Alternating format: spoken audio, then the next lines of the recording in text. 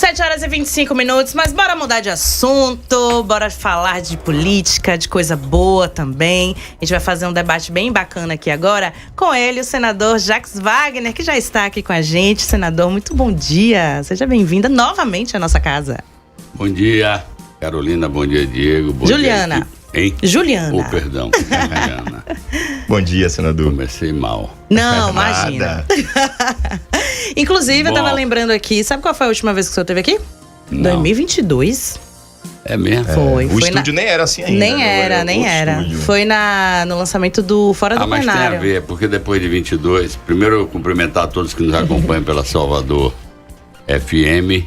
Parabéns pela audiência. Obrigada. No programa Toda Hora, com a Juliana e o Diego, para consertar o erro. Mas também o outro nome é um nome bonito. Cumprimentar Claro. todos vocês que nos acompanham. É realmente com essa missão que eu estou em Brasília, principalmente a partir da eleição do presidente em 22.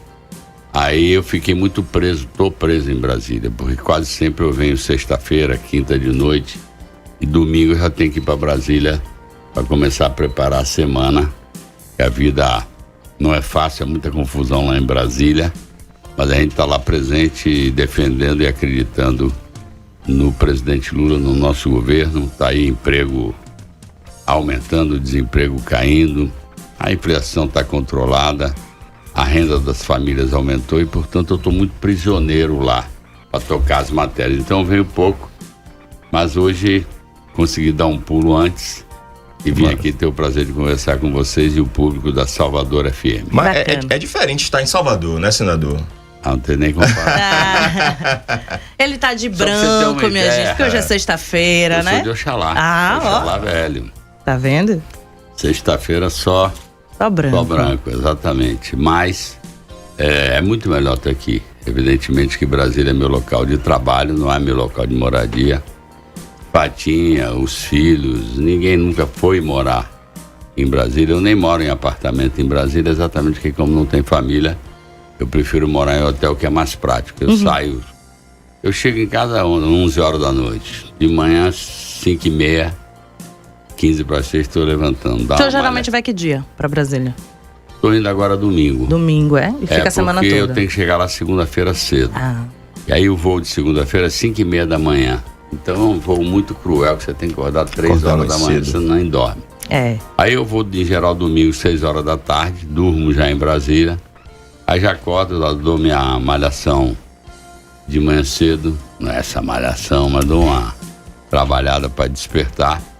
Às vezes o presidente me chama domingo mesmo. Domingo passado mesmo ele chamou para Alvorada, para a residência dele, para conversar algum assunto e tal.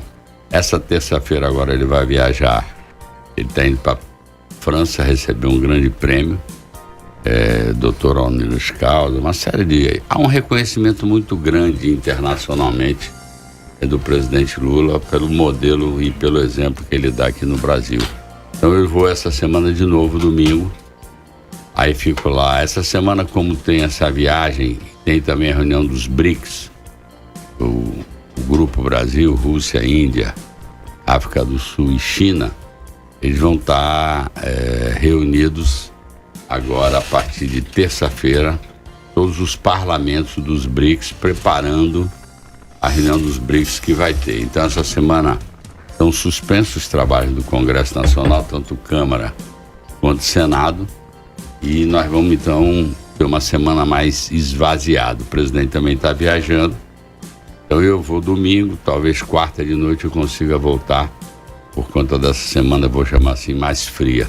Entendi. Mas lá tá sempre quente. Pois é, senador. Bora começar então, né? Porque Brasília... Esquentando.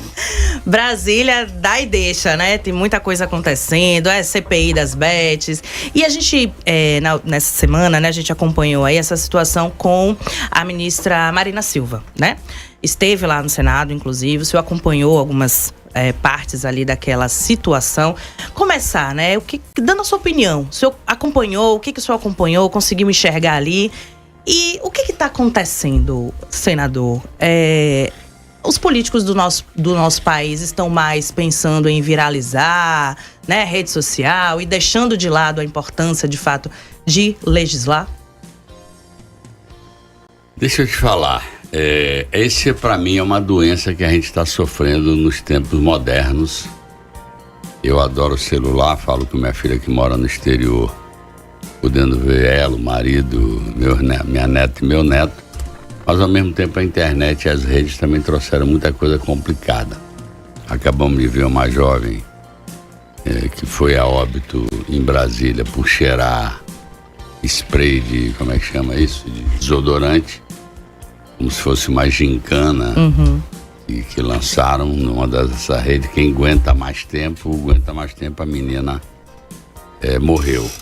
Como tem outros problemas de pedofilia, e tem muito problema também na área da própria política. Então, hoje em dia, as pessoas trocaram o argumento pela lacração e pelo xingamento. O tema ambiental hoje é um tema mundial, não adianta fugir dele. Nós estamos vendo enchente, seca, regiões desertificando. Agora mesmo teve chuva demais. Teve no Rio Grande do Sul no passado. Esse ano agora teve em Santa Catarina.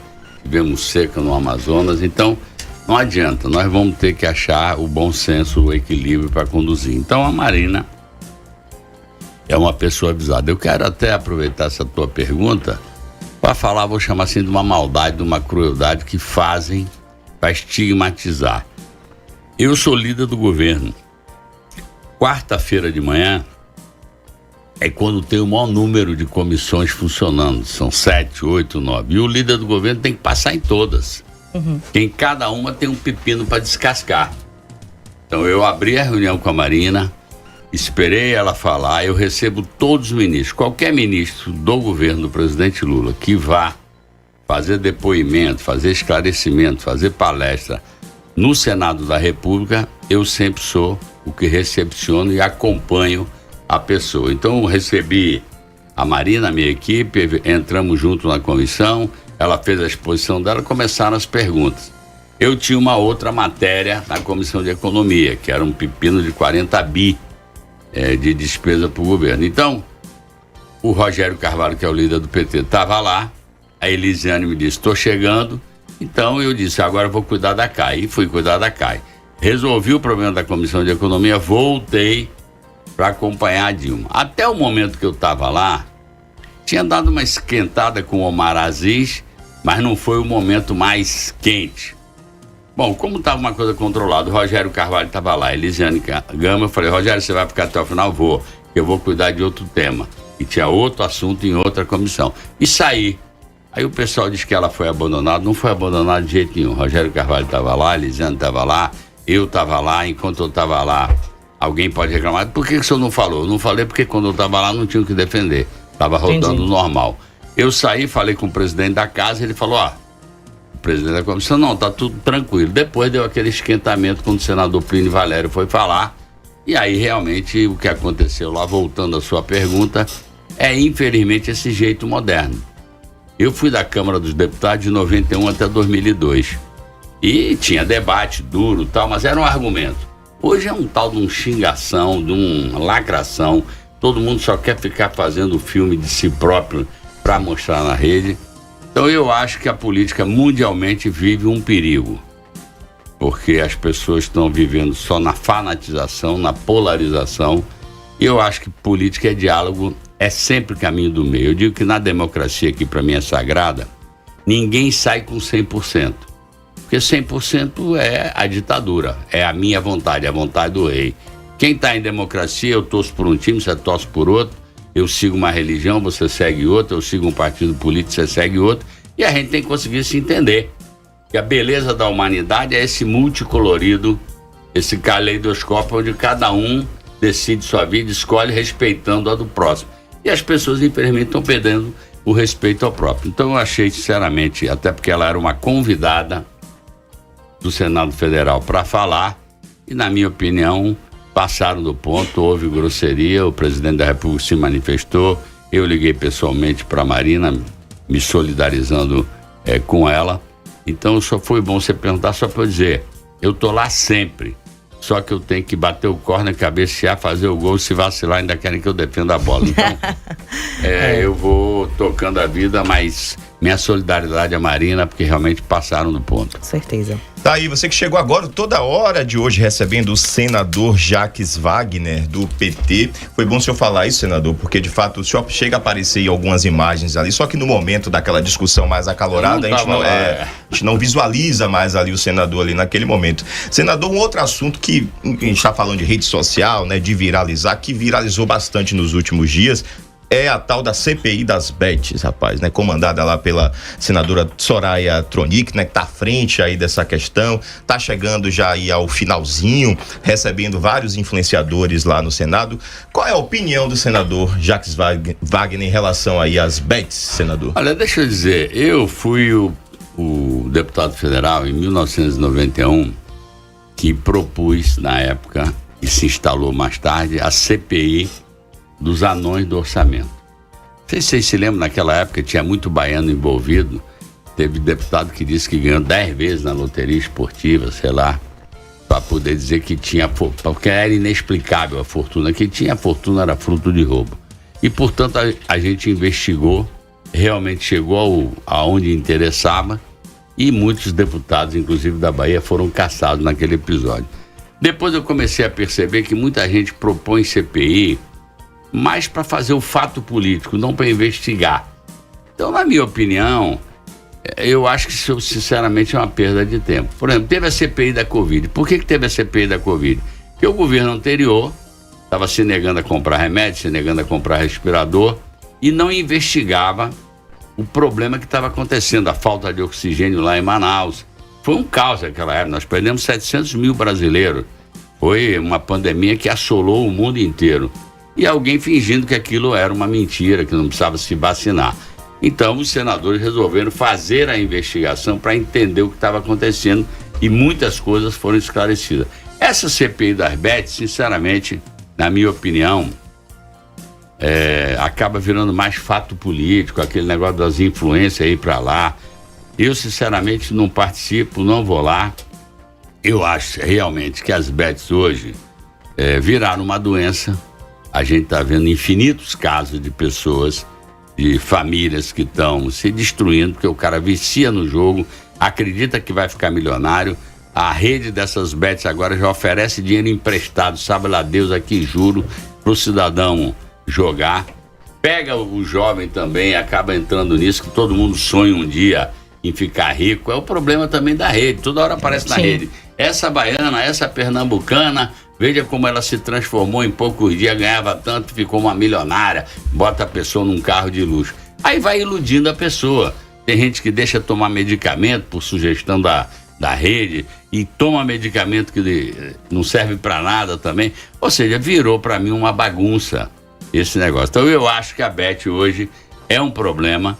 Nós acabamos de aprovar no Senado um projeto de lei apoiado por nós do governo, que exatamente regulamenta a propaganda, porque hoje você está dando jogo de futebol e o tempo todo é bet. O tempo inteiro. Então a gente fez uma regulamentação que não proíbe, para não cortar, mas ao mesmo tempo limita. Você pode fazer propaganda dela 15 minutos antes do jogo, 15 minutos depois do jogo, ou seja, fizemos uma série de limitações até para devolver o prazer que você tem de assistir um jogo sem estar toda hora entrando aquele negócio aposta com os influenciadores que estão lá ganhando o dinheiro dele, não quer saber se a família está se lascando. O influenciador quer fazer o quê? Quer fazer a propaganda e ganhar o dinheiro dele. Eu duvido que eles joguem mesmo nisso aí, até porque eles ganham dinheiro por serem influenciadores, por terem milhões de seguidores. Então, na minha opinião, não sei se vai dar em alguma coisa. Ela, pelo visto, está chegando perto do prazo final. Isso. E eu espero que o Senado não aprove a prorrogação, que eu acho que já deu o que tinha que dar. É bom concluir os trabalhos e mostrar. E, na minha opinião, cada vez mais a luta pela regulamentação mais rígida das bets tem que acontecer. Senão ela vai virar uma... Eu vi muito presidente de clube reclamando. Eu digo, bom, para o seu clube ir bem tem que acabar com as famílias, porque esse troço está acabando com a família. Tá mesmo. Tá. Tem histórico de muita família que a mulher ou o marido diz, se viciou no jogo, o parceiro ou a parceira, acaba ficando mais violento, porque quando alguém perde o dinheiro que esperava ganhar, o cara entra em desespero. Demais, hein? E eles são malandros, eles botam, nas primeiras vezes que você começa a jogar, eu não jogo, não jogo nada. Eu jogo só loteria esportiva, loteria a Loto. Sim. A Mega Sena.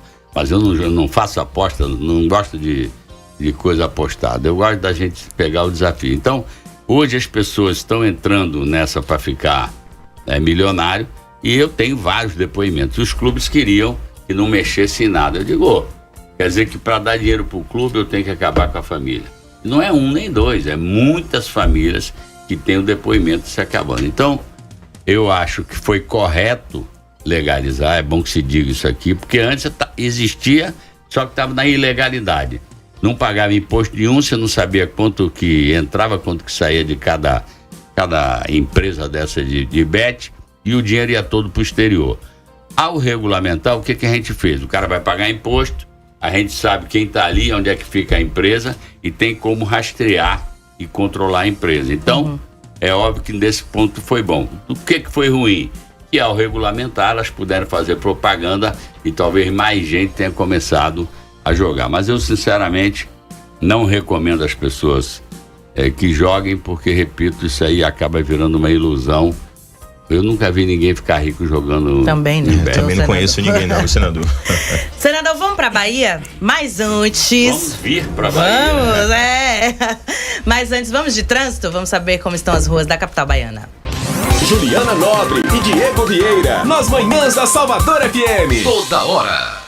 Valeu, Tiagão. Até segunda, 7h42. Estamos aqui no Toda Hora entrevistando o senador Jacques Wagner nessa sexta-feira, dia 30 de maio, último dia útil do mês de maio, né?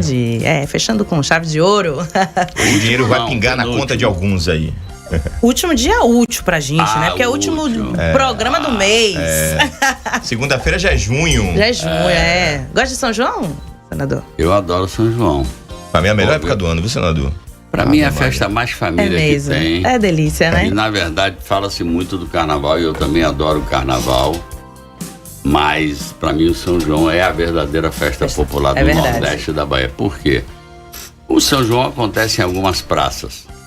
O carnaval. O São João acontece em tudo que é lugar. É verdade. Bahia então toda. Você vai em qualquer lugar, tem lá um forró maior ou menor, uma canjica, uma brincadeira. Eu adoro as músicas de São João, adoro o sanfoneiro. Dançar um forrozinho. Eu adoro. Eu gosto de dançar colado, que eu acho melhor do que dançar feito o cabrito pulando. Tomar um licorzinho também, né? De genipapo. Você gosta de genipapo? Qual é o seu licor preferido? Eu prefiro tamarindo. Bom, genipapo é mais tradicional, né? Tamarindo adoro. também. Gosto. Mas prefiro tamarindo também do que o... É mais azedinho. Tá. Bom, senador... Mas vamos vir pra Bahia. Bora. Porque ultimamente, né, tem muito se falado sobre a eleição 2026. Tem muito se falado, o seu nome tá aí circulando na reeleição do governador Jerônimo Rodrigues. Eu queria que o senhor finalizasse, né, assim, essas informações, essas especulações. Jerônimo vai pra reeleição, é Rui Costa que vai pro Senado. Como é que tá essa situação, senador? Explique. Primeiro, deixa eu lhe dizer, finalizar não dá, porque a política não acaba nunca. Cada dia é uma novidade. Acabou uma, já tá falando da outra. Então deixa eu lhe dizer, tem muita água para rolar até 26. Eu falei de um quadro que inevitavelmente vai acontecer, que é a presença de 3 pretendentes para 2 vagas, no caso do nosso grupo. Jerônimo, para mim, é carimbado que vai para a reeleição. Eu sou pela naturalidade da política.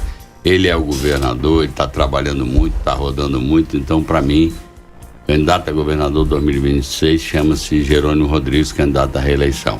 A não ser que tivesse qualquer problema de saúde e tal. Mas, para mim, hoje, a fotografia é ele candidato à reeleição. Bom, Rui ficou até o final, quer ser senador, eu quero ir para a reeleição, o coronel quer ir para a reeleição. Então, nós temos 3 para 2 vagas. Vamos ter que centrar. Eu conversei essa semana... com o próprio coronel, conversei com o Otto, almocei ontem com o Rui, conversei com o Jerônimo, almocei essa semana também, que ele foi lá receber uma condecoração. Nós almoçamos junto, ele e Tatiana, a esposa dele, primeira-dama do Estado, e nós combinamos que vamos deixar isso para novembro, dezembro. Eu vou dizer bem o que eu acho. Não tem chance, na minha opinião, da gente se apartar do grupo, e nem acho que o PSDB, eu tenho certeza que o PSD também não sai do grupo. Agora, o pessoal do outro lado, tudo que quer na vida, tudo que sonha na vida é rachar o nosso grupo. E não vão conseguir. A gente está com um bom problema. O que é o bom problema? 3 bons candidatos para 2 vagas. Nós vamos ter maturidade, vamos sentar, vamos discutir, vamos resolver e vamos continuar essa caminhada que tem feito, sinceramente, com muita humildade, muito bem para a Bahia. São 18 anos e meio, nós vamos completar agora. Sei lá se já passou de 16 mil quilômetros de estrada, mais de 20 hospitais. Vamos bater a meta de 210 escolas de tempo integral. Todo mundo reconhece, eu vivo em Brasília praticamente trabalhando, e os elogios à Bahia, a estabilidade financeira da Bahia. Temos o problema da segurança, evidente, nós e a torcida do Flamengo, do Vitória, do Bahia e de todo mundo, porque a insegurança e o tráfico de droga está nos 4 cantos do mundo e do Brasil.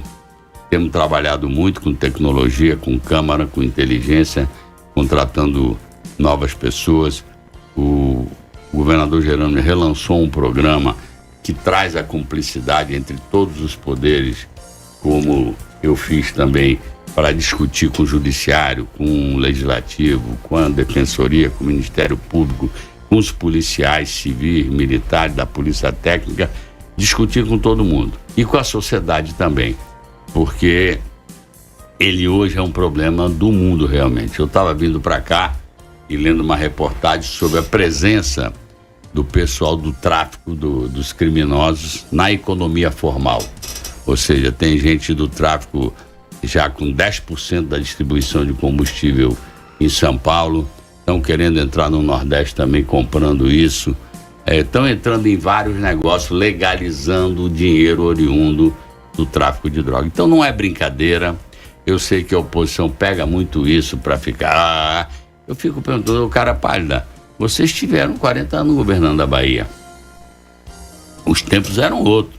Não havia essas grandes multinacionais do mal, do tráfico de droga, como tem hoje. Não tinha a internet, que acaba também, facilita a nossa vida, mas facilita a vida do bandido também, que consegue se comunicar. Todo mundo sabe que às vezes de dentro da prisão o cara está comandando o crime lá dentro. Então, não é uma coisa fácil. A gente tem trabalhado muito. Acho que o secretário de Segurança é um delegado da Polícia Federal extremamente competente.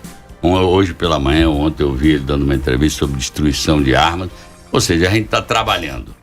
Vai ganhar do crime trabalhando sem bravata. Ninguém tem uma varinha de condão para dizer plim, plim, está resolvido o problema da segurança. A violência hoje está, como a gente já discutiu aqui no programa, até dentro das próprias pessoas. Eu acho que hoje a gente vive uma quadra que me preocupa, porque a Segunda Guerra Mundial, que a garotada, vocês nasceram, graças a Deus, muito depois disso, que acabou há 80 anos atrás, e que morreram, sei lá, 15, 20 milhões de seres humanos numa guerra maluca, começada por um ditador que queria fazer da Alemanha o Império Alemão para mandar no mundo inteiro. 80 anos depois acabou terminando os aliados, ganhando a Segunda Guerra, a democracia venceu sobre o fascismo, sobre o nazismo, e hoje a gente tem um ambiente no mundo parecido. Todo conflagrado, todo lugar, é guerra na Ucrânia, é guerra no Oriente Médio. Tem mais de 70 conflitos internos e entre países no mundo inteiro. 70 conflitos. Então a coisa não está brincadeira. Nós estamos num momento que eu acho tenso. E por isso que eu acho que a responsabilidade é de cada um de nós. De buscar a espiritualidade, de buscar a compreensão. O ser humano foi feito para viver em sociedade, ter solidariedade.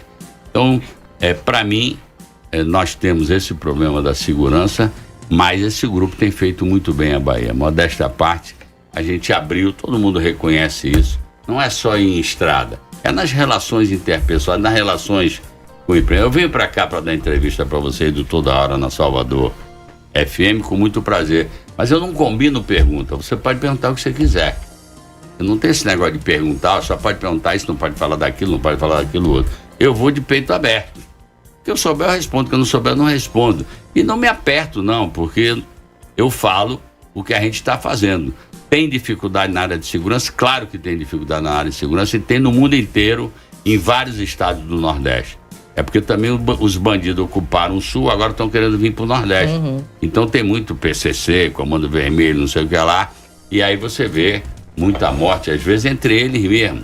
Tem muita gente que morre, às vezes é disputa de ponto. Morre o chefe do crime daquele bairro, aí começa a disputa de quem vai assumir. Então, para mim, voltando à tua pergunta, nós vamos continuar juntos. O meu amigo Jerônimo, meu querido governador, é candidato à reeleição, com muita chance de ganhar. Eu fico rindo porque fica a gente pegando pesquisa agora, dizendo assim, aí ó, como é que tá a pesquisa? Eu digo, pô, veja a pesquisa de 2022. 2022, a gente lançou Jerônimo, era fevereiro, sei lá, ele tinha 2, 3 e o adversário 70 e pouco. Quando eu comecei também minha caminhada em 2006, era a mesma coisa, eu tinha 1, 2 e o adversário tinha 70. Então, eu acho que eleição e política é a fotografia de cada dia. Ele trabalha muito, vai para o interior demais, tem visitado muitos municípios, já passou, eu acho que de 350 municípios. Eu levei 8 anos para visitar 417 municípios da Bahia. Tenho orgulho de dizer que fui o primeiro governador a, durante o seu mandato, visitar todos os municípios da Bahia. Porque, como diz o baiano, o boi só engorda com o olho do dono.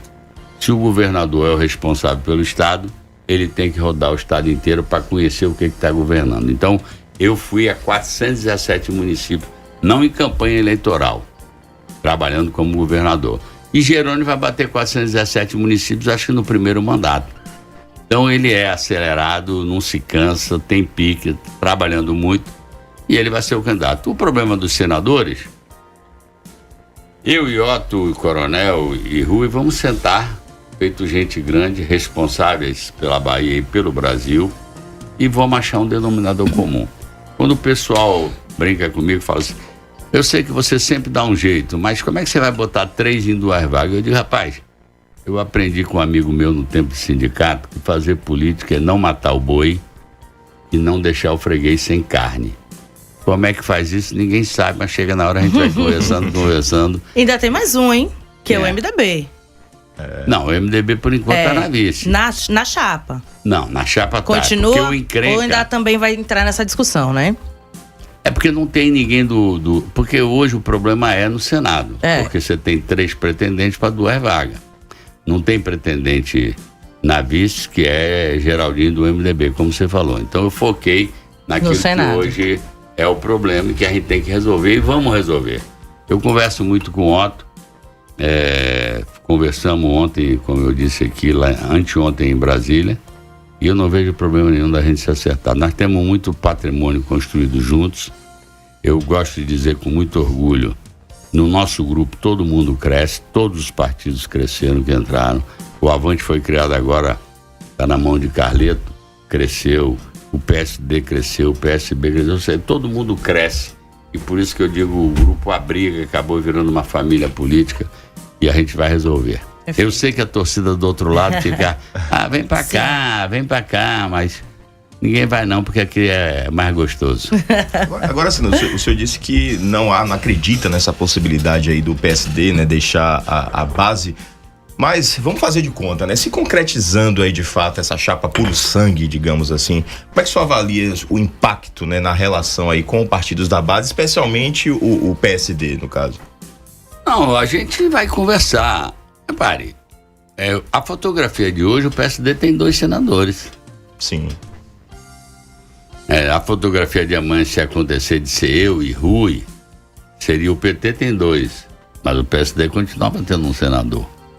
Deputados federais, estaduais, prefeitos, que cresceu muito o número de prefeitos também. Então, todo mundo aqui tem, eu diria assim, patrimônio político acumulado na caminhada do grupo, que, como eu disse, tem 18 anos e meio. Eu não, sinceramente, não me pergunte como será a solução, porque eu ainda não sei, mas haverá uma solução de fumaça branca para a gente poder tocar a vida. Vai dar certo. Habemos candidatos. Habemos chapa e habemos unidade. Senador, estão chegando algumas perguntas aqui de ouvintes. Bom, vamos ver aqui o Adailton. Gostaria de saber do senador por que o passe livre do governo do estado não aceita no transporte público da Integra Salvador. Se tem algum projeto, seja no Senado ou na Câmara de Vereadores, ou na Câmara dos Deputados, né, para resolver essa situação, Senado ou Câmara.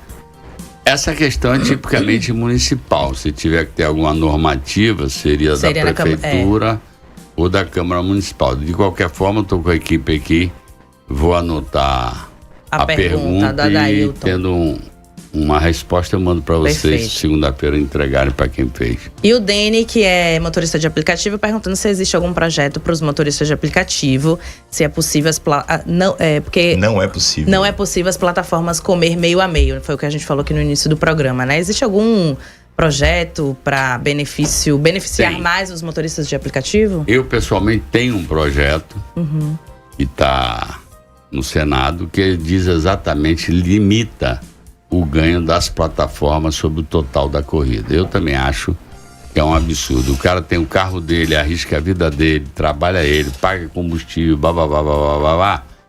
e o cidadão está no computador, tudo bem, parabéns que criou o aplicativo, e leva, não sei se é 50%, mas é 30%, 40%, sei lá quanto. Qualquer um desses come o dinheiro do restaurante para entregar a comida, encarece as coisas e por aí vai. Então, tem Denis e é meu, limitando, agora eu estou na dúvida se eu botei 15% ou 10%, mas ele vai ter que tramitar. Evidentemente que os aplicativos ninguém gosta, porque eles querem continuar ganhando enquanto os outros trabalham. O cara não faz, o que o cara faz não faz nada, quem roda é o computador. Exato. É um aplicativo construído, tudo bem, parabéns, descobriu um aplicativo.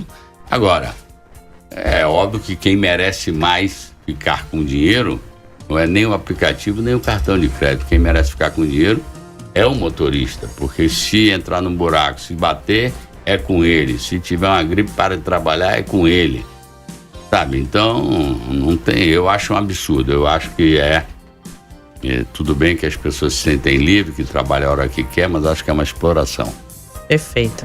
Tem elogio pro senador, viu? Sérgio França aqui, ó. Nada contra Jerônimo, mas esse daí é o melhor do mundo e do Brasil. Obrigado. Esse é o Sérgio. Erval também aqui, o senador Jacques Wagner mudou a Bahia. Bom dia, Erval. Beijo, Erval. Daí, 7h58. Esse é o Toda Hora aqui na Salvador FM, hoje recebendo o senador Jacques Wagner. Senador, tem uma outra polêmica, né, digamos assim, né, que foi o aumento do IOF, né, e tem gerado aí uma discussão, tem gerado muita reação lá no Congresso, inclusive, né? O senhor se colocou à disposição até para chegar a um consenso entre os senadores e o ministro Haddad. Como é que que peando aí essa situação? Então, nós tivemos uma conversa essa semana, até na residência oficial do presidente da Câmara dos Deputados, onde estava o presidente da Câmara, Hugo Mota, o presidente do Senado, Davi Alcolumbre. Eu fui como líder do governo, foi o José Guimarães, deputado federal, líder do governo na Câmara, o Randolfo é líder do governo no Congresso Nacional, a ministra Gleice, que cuida da articulação política, e foi realmente o ministro Haddad e o Dario Durigen, que é o segundo do Ministério da Fazenda. Nós estamos trabalhando. Deixa eu dizer, tem um problema aqui que eu quero explicar para aqueles que estão nos ouvindo. Primeiro, aumento de IOF não tem nada a ver com pessoa física, ok? É só para pessoa jurídica. Se fez esse aumento do IOF, que ele é um imposto para regulamentar. E que é preciso realmente regulamentar, e é óbvio que isso também arrecada e, portanto, ajuda o governo a cumprir a sua meta fiscal. Mas eu entendo que o setor hoje, no mundo inteiro, que mais ganha dinheiro é o setor financeiro, no mundo inteiro. Os fundos, os bancos, as fintech, que são aqueles bancos virtuais que nem tem banco aberto, não é banco comercial. E, na minha opinião, é melhor taxar banco, taxar superbilionário, do que taxar as pessoas mais simples. Nós estamos aí com um projeto, na minha opinião, vai ajudar muito as famílias brasileiras. É um projeto do presidente Lula que é isenção até R$5 mil, que está na Câmara, é para valer a partir do ano que vem de 26. Então quem ganha até 5 mil não teria nem desconto na folha, nem teria que ter pagamento ao final do ano, e esse programa está andando. Para eu isentar até 5 mil as pessoas, portanto, mais simples, eu tenho que compensar para não ter desequilíbrio na conta do governo, conseguindo um imposto numa outra ponta. Qual é a ponta que eu vou procurar? É justiça tributária. Quem ganha pouco, ou seja, até 5 mil, não paga nada. Quem ganha, sei lá quantos milhões por ano, tem que pagar mais para poder equilibrar o país, que um dos dramas do Brasil é a nossa desigualdade social. Eu não tenho nada contra quem trabalhou, ficou rico ou ganhou herança, seja lá de que forma for, legalmente. Agora, não dá para conceber que você tem no Brasil 1% de supermilionários e 50%, 60% da população ganhando até um salário mínimo, e muita gente na extrema pobreza. O presidente Lula, quando entrou no governo em 2003, tirou milhões e milhões de pessoas da extrema pobreza.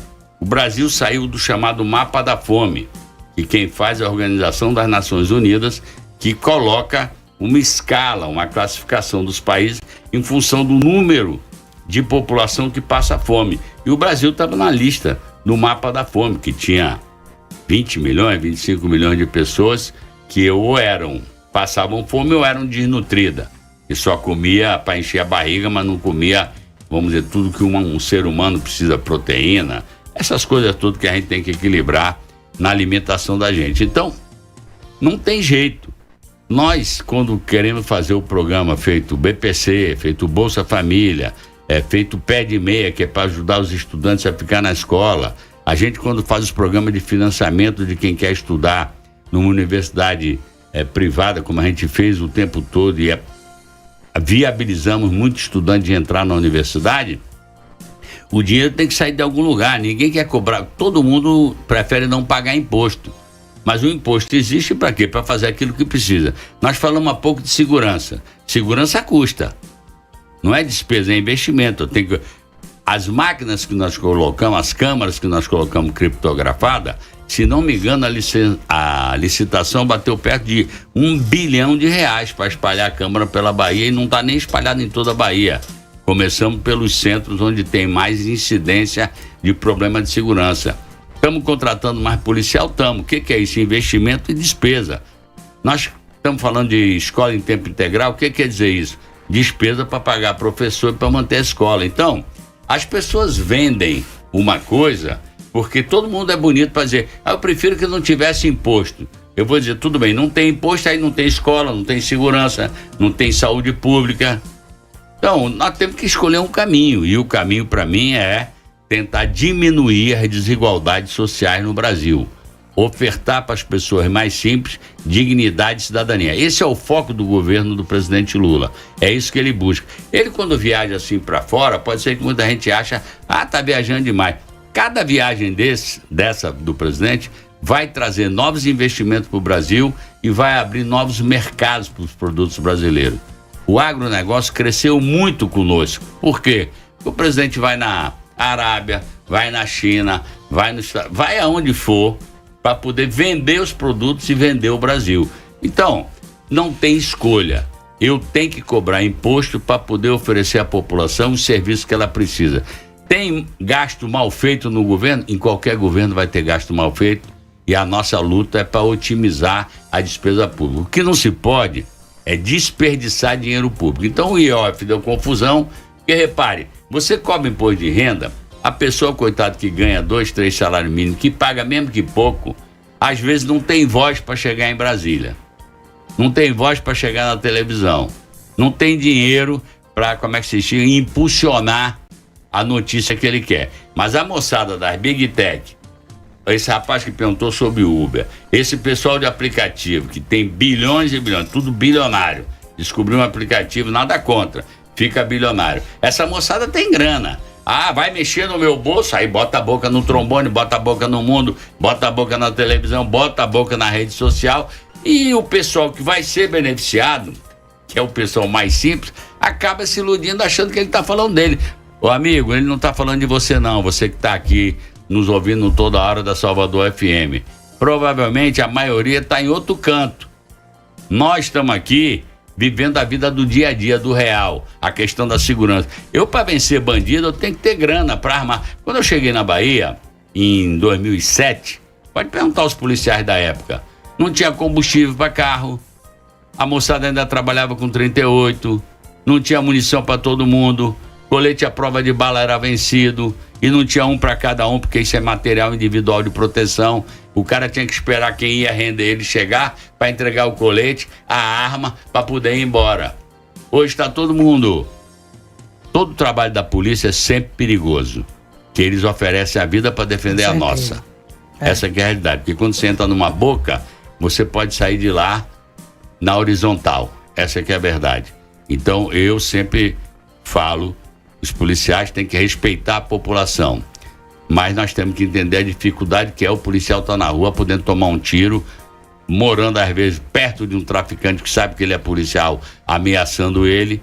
Agora, isso tudo tem que ter dinheiro para gastar para poder proteger a população. Então, vou repetir para você que nos ouve aqui, quem está berrando é a moçada que não mora aqui no Pernambués, que não mora na suburbana. Quem está berrando é a moçada que mora sabe lá Deus aonde. Meus parabéns, vocês enriqueceram trabalhando. É essa moçada que tem grana, aí bota propaganda na televisão, propaganda na rede. Absurdo, absurdo. O que de mal o presidente Lula fez ao Brasil? Eu desconheço. Pode gostar ou não gostar dele, mas o Brasil voltou a ser a 9ª ou 10ª economia do mundo, voltou a ser respeitado no mundo inteiro, o emprego está bombando. Esse último mês que fechou deu 237 mil saldo de novos empregos positivo. A inflação passou um pouco do ponto, mas está no controle. Deu problema, quer dizer, eu não tenho controle sobre isso. Deu a gripe aviária nos Estados Unidos, deu a gripe aviária agora no Rio Grande do Sul. Teve que matar frango pra caramba, teve que queimar toneladas de ovos. Faltou ovo, a moçada que tem cobra mais caro. Essa que é a realidade, não tem nada a ver com a economia do dia a dia. Agora, quando acontece um acidente climático desse, tem consequências para a produção, aumenta o produto. E aí é óbvio, quem mais sente é quem faz a conta para saber o que pode comprar. Porque o cara que ganha bilhões, como eu falei, manda alguém fazer a compra, não sabe nem quanto gastou no mercado. Verdade. Então deixa eu lhe dizer, o IOF não tem a ver com você. O que tem a ver com você é a isenção até R$5.000 de imposto de renda. Isso que vai... E sabe quantas famílias ganham até R$5.000 no Brasil? Para lá de 70%. Então eu tenho que trabalhar para a maioria, eu não posso trabalhar para 1%. Vou repetir, nada contra. Você ganhou o seu dinheiro legalmente, trabalhando, bata o palmo. Agora você tem que entender que você vive num país de 200 milhões de pessoas e que tem muita gente precisando prosperar. Eu quero dar esperança e prosperidade para a juventude. Na época do presidente Lula, tinha o Ciência Sem Fronteira. Nós mandamos para fora, filho de gente simples, no Brasil inteiro, para estudar na Europa, para estudar nos Estados Unidos, tudo bancado pelo governo federal.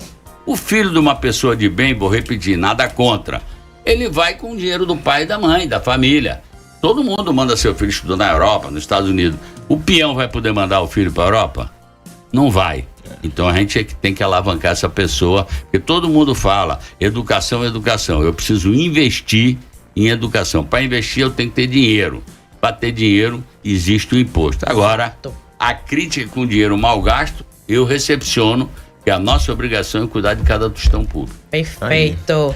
Senador, Top Magazine, a loja baiana de verdade. O nosso programa é um oferecimento Indiana Veículos. Quer tranquilidade na hora de comprar seu carro? Então escolha certo. Seminovos Indiana, 32 anos de tradição. Indiana, Iguatemi, Avenida ACM. Nosso programa acabou, mas ficaram perguntas. E me enrolaram, hein? Porque disseram que era meia hora, deu 40. Inclusive, a Vanduza tá aqui no nosso jogou YouTube. Um pouquinho pra frente. Eu tô vendo o pessoal falar o comercial, que tem que pagar isso aqui. Aliás, mandar meu abraço à família Medrada, Diogo, a Marco Medrado e a toda a família, que eu sei que são os proprietários aqui. Mandar meu abraço pra ele, tava aqui me esperando, eu agradeço. Foi. Então, veio carimbar o passaporte. Veio cedo, chegou cedo. Ó, senador, tem muita gente nos ouvindo, mas também tem uma galera nos assistindo pelo YouTube. Inclusive, a Vanusa tá aqui dizendo que gosta do senhor porque o senhor não fica em cima do muro. Vanusa. Eu acho que a gente fala o que pensa. E aí agrada uns, desagrada outros, mas a política, eu digo sempre, quem não aguenta tomar uma vaia ou uma reclamação, é melhor sair da política. que a política tem a vaia e tem o aplauso. Você acerta, o povo aplaude, você erra, o povo reclama. Então, eu falo o que eu acho com muita sinceridade. Às vezes o pessoal fala, o senhor fala bem. Eu digo, não se trata de falar bem, se trata de quando você fala o que você pensa realmente, a coisa sai fácil. Se eu estiver aqui pensando na resposta para inventar aí uma mentira, aí fica mais complicado. Aí. Senador, muito obrigada por sua Obrigado participação. a vocês. Ficaram mais perguntas, então já deixo aqui o convite. Manda pra gente, manda pra equipe. Não, eu quero o senhor aqui de novo. Por favor, venha mais vezes. Por favor. Viu? Virei. Com essa simpatia eu venho sempre. O café também tá bom. Então Pronto, ótimo. então perfeito. Obrigada. Bom, eu quero mais uma agradecer vez. a vocês, a direção da Salvador FM, do programa Toda Hora, a você, Juliana, e a você, Diego, a todo o pessoal aqui da técnica que está nos acompanhando, a vocês que nos acompanharam. Desejar a todos uma sexta-feira de muita paz em família, um fim de semana de descanso, de brincadeira, não passe do ponto para não trazer problema para dentro de casa. E vou continuar trabalhando lá, continuar trabalhando pela Bahia, junto com o presidente Lula, junto com o Rui Costa, com o Coronel, com o Otto, com o Jerônimo, com a equipe toda de deputados federais, e sempre se esforçando para a gente fazer o melhor pela Bahia e pelos baianos. Um abraço, obrigado, até a próxima.